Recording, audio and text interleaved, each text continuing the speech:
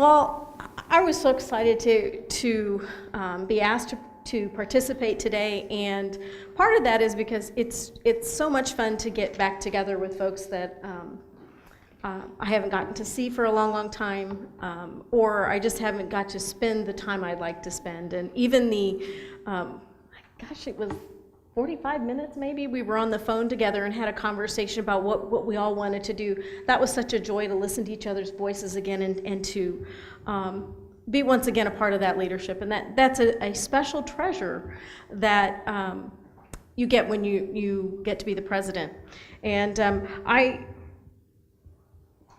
worked with Bev when we found out that Naomi was going to retire. It was like, okay, you got to learn things and you got to learn them fast, because in case she's not here and we don't have anybody, you two have to figure it out. Okay. That was a little bit intimidating, but it was a true blessing when Ernie was able to join us and really helped launch us into our next phase and where we were going where ISNA was going in the future. I really enjoyed the fact that they asked us to think about the Code of Nurses and how what we did fit with the Code of Nurses.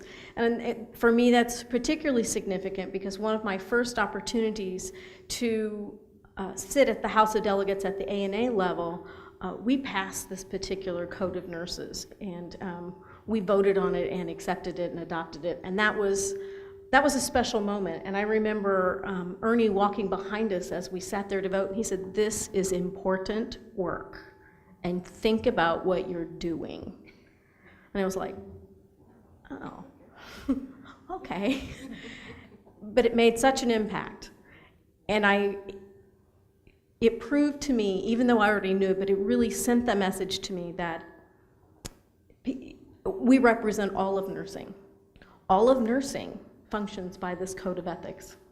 They look to this code of ethics. Whether folks are participating as members or not, they're held accountable to that. And that's a pretty auspicious responsibility to think about. And so it's really fun to go back and then to add that piece. I pulled out, I didn't come to the national office. Instead, I kind of opened up my computer to see what I had. And I actually have stuff back to 2002 that's still sitting on that computer. And one of them was a president's report that I was sending to Ernie to report to the board, and it was one of these things. And in it, I noted that I was the lucky one because I actually had really fast internet at work, and he was waiting for his DSL to come in. Now let's just think about that.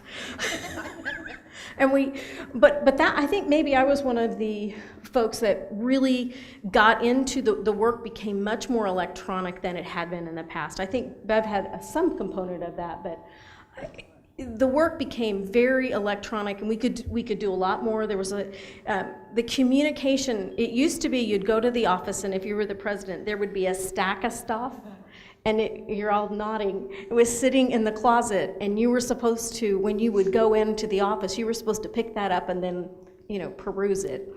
It was every other state nurses association's document, all kinds of stuff. All of that now literally comes in listservs that propagate to the president, and you can figure out, do I read that, or can I skip that one, or and fortunately we've always had executive directors say, this is important, take note, so you go find that one. So I think that was one of the things that happened with me, is that we began using the electronic resources much more, and we became much more savvy in what we were doing. Not that we didn't have a long way to go if we were really excited about DSL. So when I kind of looked at what we did, I have 3 different components to the Code of Ethics that I thought most of our work kind of centered around. And there was a piece, we did spend a lot of time in what I would look at is number 9, promotion of the nursing profession, and really looking at some of the internal structures. as I closed my presidency, we celebrated our 100th anniversary of ISNA. We had a wonderful party reception up in Fort Wayne, where ISNA had their very first meeting 200 years ago, 100 years prior. And that was a great time to celebrate and to recognize what we as nurses had been able to do and how we had been important in promoting the profession of nursing. So while it may have taken us a few years to figure out that we needed mandatory licensure, we were right at the beginning, way back in 1903, in figuring out we needed an organization to represent nurses in the state of Indiana. And that's a really exciting thing to have in our cap. The other piece was we were making a shift from a way of functioning and a way of connecting that we had done for years, and we were breaking the mold and trying to do it different. And part of trying to do it different was trying to get members more engaged and to get the membership engaged while being as effective as we could as an organization in touching all of our members. Each president has the great joy of carrying the fiduciary responsibility for the organization. And in doing that, you have to look at how are we going to use these resources in the best possible way. And we've all lived through the times where there was, maybe I lived through it when it was really bad. We really struggled while I was president in terms of meeting that bottom line. And so we were always looking, okay, do we really have to spend the money for that? And nurses, especially in Indiana, we're conservative anyway, and we don't spend money, but then we would be taking those tight fists and wrapping them just a bit tighter. And had we not had the staff we had, we would not have been able to do what we did. Our staff has always been outstanding, and I think the other presidents would agree, have been outstanding at finding ways to do more with less and to be as efficient and as effective as possible. And that's very important. And that was part of why we needed to make some change. We needed to think of how could we be more efficient, and how could we use those monies that were coming in as effectively as possible. Now, while that was all focused on what we were doing here in the state, the other thing that was going on was there was a fair amount of turmoil at the national level with the American Nurse Association and them trying to figure out what they wanted to be, or who, maybe not what they wanted to be, who they were, what their core values, their core missions were, their core mission was, and how could they begin to meet the needs of their membership. And at the time that I was president, the overwhelming vision was to have an umbrella organization with separate parts. And one part would be a labor part, and the other part would be a workplace advocacy part. And I think I was in DC once a quarter for those 2 years.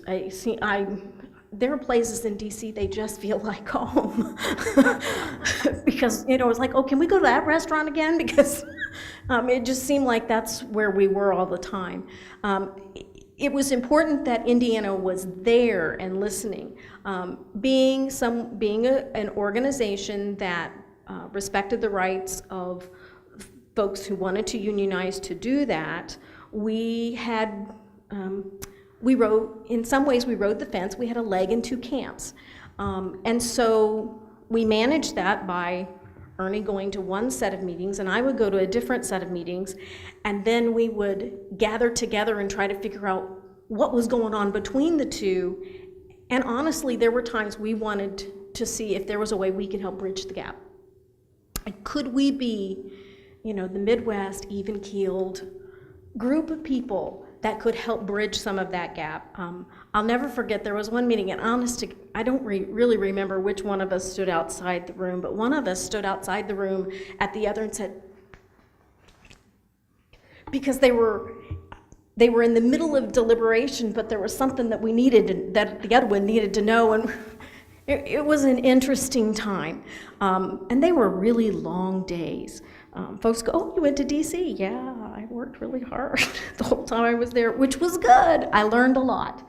From it, I learned more about bylaws and motions and parliamentary rule than I think I ever want to know. So much so that I've totally left that in my, left it, we're going to do knowledge-based decision-making and not worry about any of that stuff. We'll just do consensus building.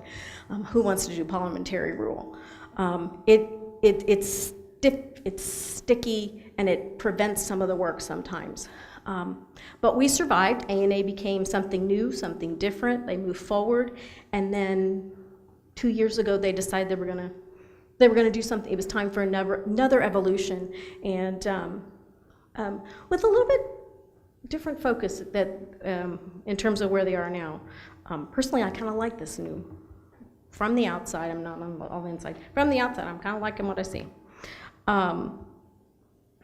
Okay, so that was number 9. Number 2 kind of goes with number 9 because this is number 2 on my point. Number 6 in terms of the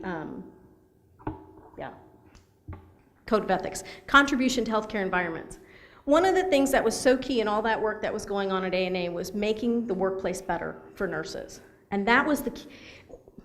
Whether you thought it was going through a union point of view or whether you thought it was going through a workplace advocacy point of view, everybody agreed the workplace for nurses needed to be better.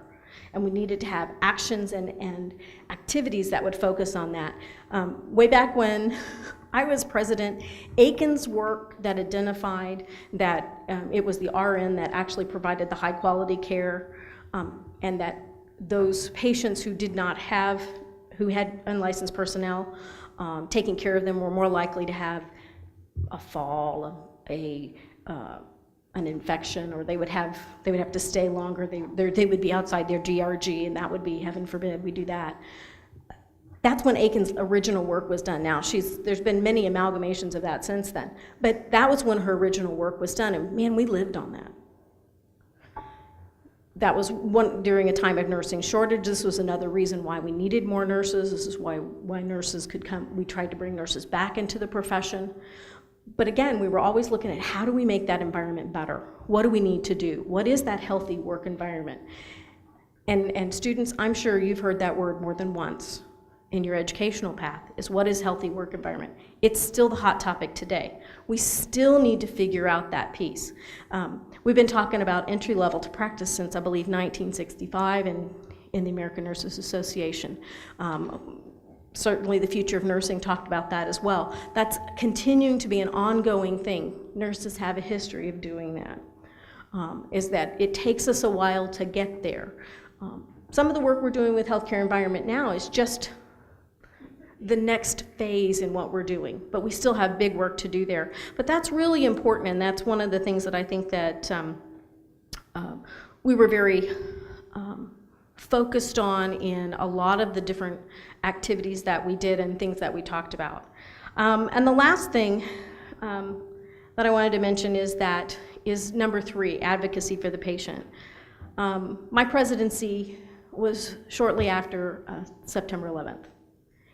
And all of the fears, well-founded, fears and concerns about could this ever happen again, became big issues. That's actually how I met Marcia Weaver, is in some of that first work that they did immediately after, in the first 6 to 8 months right after 9/11, and working with bioterrorism and preparedness. And I'm a med-surg nurse, and I am an educator, and I absolutely knew nothing about bioterrorism and strategic stockpiles and mass immunizations, et cetera, et cetera, et cetera. And they said, you get to go to, you want to go to this panel. I'm like, okay. If they invited a nurse, we were gonna go. But oh my goodness, what a wealth of information that I was able to gain by being in the room and hearing those discussions and knowing how hard our state was working to make sure that we were gonna be prepared for some awful event that was coming in the future. That is truly one of the treasures that you have in being in the role of a president. You get to sit at tables you wouldn't necessarily always get to sit at. You get to meet people you wouldn't have met before or had the opportunity to meet. And that's a special treasure. The other treasure is that you get to meet nurses all over the state of Indiana. Whether you're traveling to the districts or to the regions, or you're just going, you get to go to the, I mean, I posted on Facebook this morning, I'm so excited I get to see my friends, my nurse friends, because we're not able to see each other. And that is the joy of being president and being in a professional nursing organization, is I have a link with every one of you as nurses. We may practice in a little different way, but we all have a connection, and I enjoy that, and that's been a special privilege. I think that's about all I have.